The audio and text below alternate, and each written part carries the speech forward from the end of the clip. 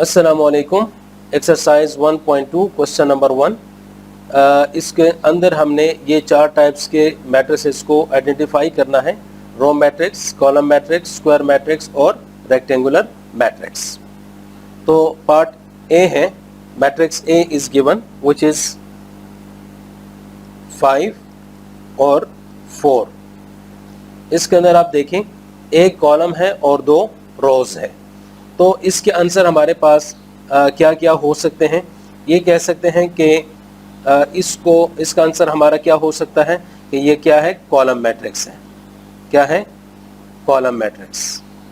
Column matrix इसका एक नाम हो सकता है। और दूसरा सलूशन इसका क्या है, ये रेक्टेंगुलर मैट्रिक्स भी हमारा आंसर हो सकता है। अब मैंने इसको क्यों नाम दिया कि ये कॉलम मैट्रिक्स है। अब कॉलम मैट्रिक्स की डिफिनीशन समझें। Column matrix, a matrix which has only one column.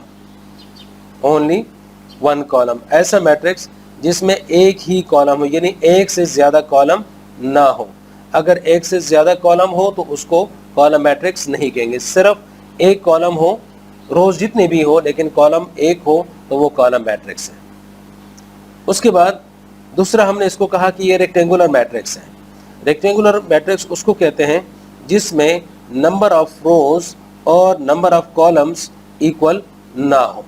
Number of rows और कॉलम्स अगर इक्वल हो तो वो स्क्वायर मैट्रिक्स है, अगर इक्वल ना हो तो रेक्टेंगुलर मैट्रिक्स है। ये डिफिनीशन हो गई। यानी मैट्रिक्स ए जो है ये कॉलम मैट्रिक्स है। कॉलम मैट्रिक्स इसलिए है कि इसमें सिर्फ एक ही कॉलम है। और मैट्रिक्स ए जो है ये रेक्टेंगुलर मैट्रिक्स है इस वजह से कि इसके नंबर ऑफ रोज और नंबर ऑफ कॉलम्स इक्वल नहीं है। नंबर ऑफ रोज है 2 और नंबर ऑफ कॉलम्स है 1, यानी रोज और कॉलम्स इक्वल नहीं है, इस वजह से ये रेक्टेंगुलर मैट्रिक्स है। अब आते हैं मैट्रिक्स बी के ऊपर। मैट्रिक्स बी है -1 5। अब इसका आंसर क्या हो सकता है? एक आंसर हमारे पास है कि ये रो मैट्रिक्स है। दूसरा आंसर है कि ये रेक्टेंगुलर मैट्रिक्स है। अब इसको कैसे समझते हैं कि ये रेक्टेंगुलर है या रो मैट्रिक्स है? रो मैट्रिक्स इसलिए है, अब इसकी डिफिनीशन क्या है रो मैट्रिक्स की? A matrix which has only one row, जिसमें सिर्फ एक ही रो हो। एक से ज्यादा रो हो तो रो मैट्रिक्स नहीं कहेंगे।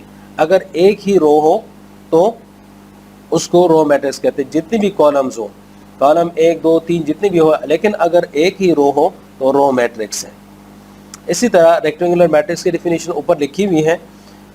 इसको हमने रेक्टेंगुलर मैट्रिक्स का नाम इस वजह से दिया कि रोज और कॉलम्स जो है वो इक्वल नहीं है।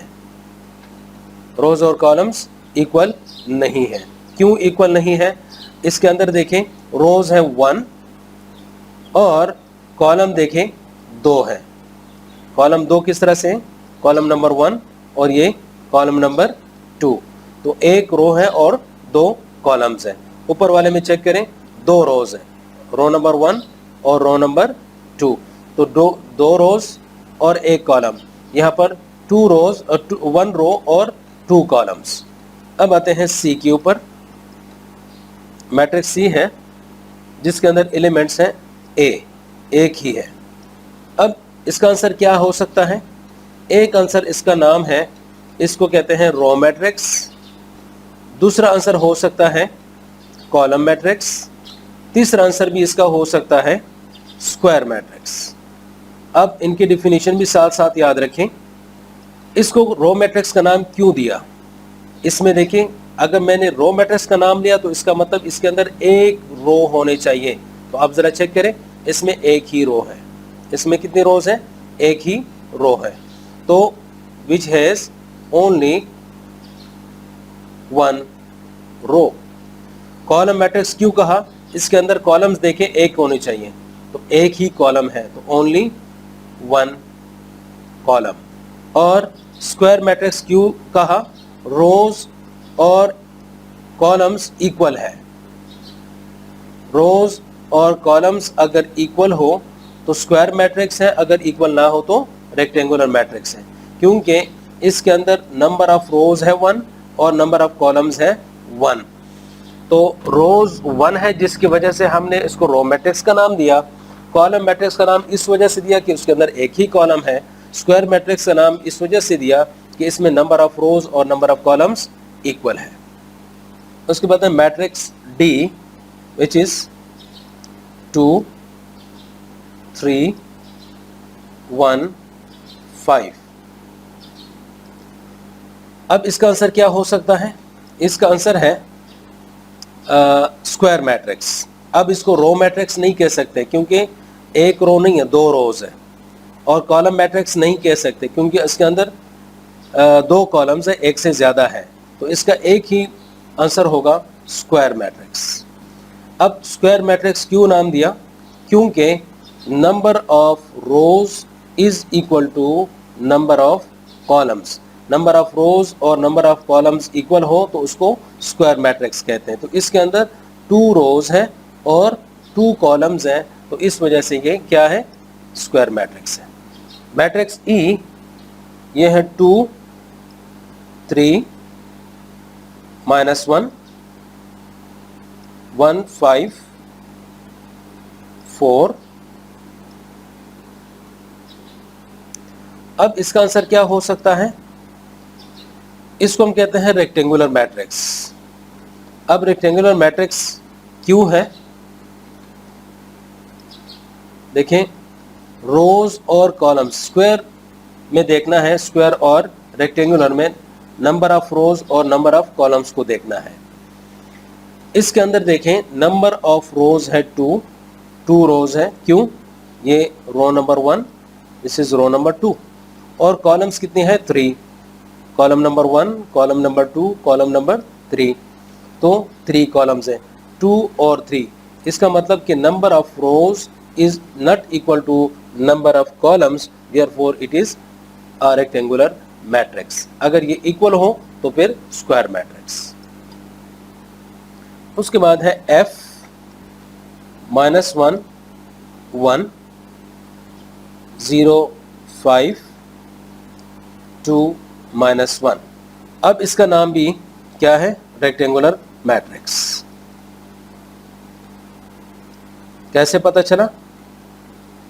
नाम मैं पहले लिख देता हूँ, सॉल्यूशन बता देता हूँ कि इसका आंसर ये होगा, और सॉल्यूशन ये मैं ब्रैकेट में लिख देता हूँ कि क्यों इसको मैंने ये नाम दिया।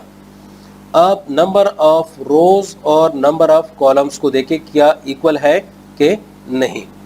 आप देखें, इसके अंदर नंबर ऑफ रोज 1 2 3 3 रोज है, और कॉलम्स देखिए कितने हैं? 1 2 2 कॉलम्स हैं। तो number of rows is not equal to number of columns, therefore it is a rectangular matrix. अब इस क्वेश्चन का लास्ट पार्ट जी 0 1 2